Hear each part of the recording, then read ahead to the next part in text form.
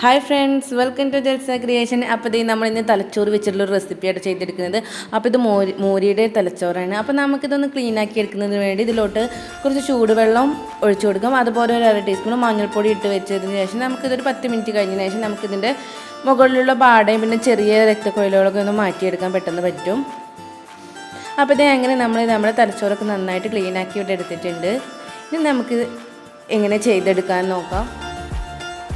അപ്പോൾ ഇതേ ഒരു കടായി വെച്ചിട്ടുണ്ട്. നന്നായിട്ട് ചൂടായി വന്ന ടൈമിൽ അതിലോട്ട് നമ്മൾ ആവശ്യത്തിനുള്ള വെളിച്ചെണ്ണയാണ് ഒഴിച്ചു കൊടുക്കുന്നത്.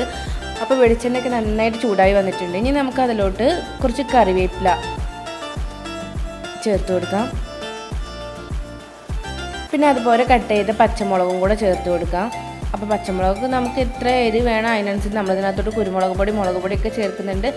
അപ്പോൾ അതിനൊക്കെ കണ്ടിട്ടുള്ള മുളക് ചേർത്ത് കൊടുക്കാം. പിന്നെ 1 ടീസ്പൂൺ ഇഞ്ചിയും വെളുത്തുള്ളിയും പേസ്റ്റും കൂടെ ചേർത്ത് കൊടുക്കാം. എന്നിട്ട് നമുക്കിതെല്ലാം കൂടി എണ്ണയിലിട്ട് നന്നായിട്ടൊന്ന് വഴറ്റിയതിന് ശേഷം നമ്മളതിലോട്ട് വലിയ ഉള്ളി കട്ട് ചെയ്താണ് ചേർത്ത് കൊടുക്കുന്നത്.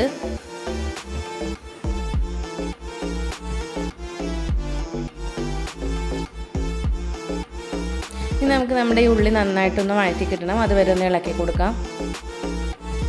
ഇനി അതിലോട്ട് ആവശ്യത്തിനുള്ള ഉപ്പും കൂടെ ചേർത്ത് കൊടുക്കാം.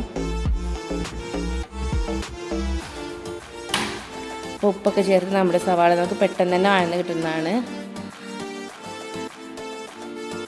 അപ്പോൾ നമ്മുടെ സവാളൊക്കെ ഏകദേശം വഴന്ന് വരുന്ന ടൈമിൽ നമ്മളിലോട്ട് ഒരു 1/2 ടീസ്പൂൺ വലിയ ജീരകം ഇട്ട് കൊടുക്കുന്നുണ്ട്. പിന്നെ അതുപോലെ 2-3 കരയാമ്പൂ, ഗ്രാമ്പൂവിൻ്റെ പീസും കൂടെ ഇട്ട് കൊടുക്കുന്നുണ്ട്. ഗ്രാമ്പൂ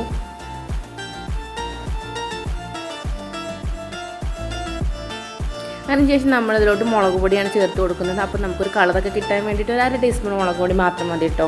നമ്മളതിലോട്ട് കുരുമുളക് പൊടിയും ചേർക്കുന്നുണ്ട്. പിന്നെ നേരത്തെ പച്ചമുളക് ചേർത്തിട്ടുണ്ട്. പിന്നെ 1 ടീസ്പൂൺ കുരുമുളക് പൊടിയും കൂടെയാണ് ചേർത്ത് കൊടുത്തിട്ടുള്ളത്.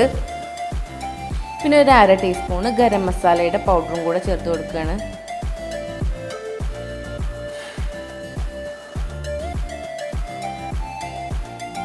നമുക്ക് നമ്മുടെ ഈ മസാലയും സവാളയൊക്കെ നന്നായിട്ട് തന്നെ ഒന്ന് മിക്സ് ചെയ്തൊന്ന് യോജിപ്പിച്ചെടുക്കാം.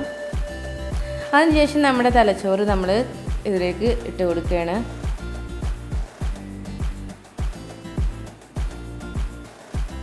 നമ്മളതിലോട് വെള്ളമൊന്നും വേറെ ചേർത്ത് കൊടുക്കേണ്ട ആവശ്യമില്ല. അതിനകത്ത് തന്നെ കുറേശ്ശേക്ക് വെള്ളം ഇറങ്ങി വരും. ഇപ്പോൾ ഇത് ഏകദേശം നമ്മുടെ തലച്ചോറൊക്കെ ഒന്ന് വെന്ത് വരുന്ന ടൈമിൽ നമ്മളിലോട്ട് ഒരു കോഴിമുട്ട ഒന്ന് പൊടിച്ച് ഇതിൻ്റെ നടുഭാഗത്തേക്കായിട്ടൊന്ന് ഒഴിച്ചു കൊടുക്കുകയാണ്.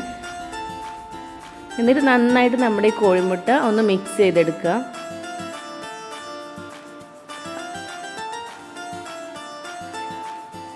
അതിനുശേഷം നമ്മുടെ തലച്ചോറും ഈ കോഴിമുട്ടയും കൂടെ നന്നായിട്ടൊന്ന് യോജിപ്പിച്ചിട്ട് നമുക്കൊന്ന് ഡ്രൈ ആക്കി എടുക്കണം നമ്മുടെ തലച്ചോറിനെ.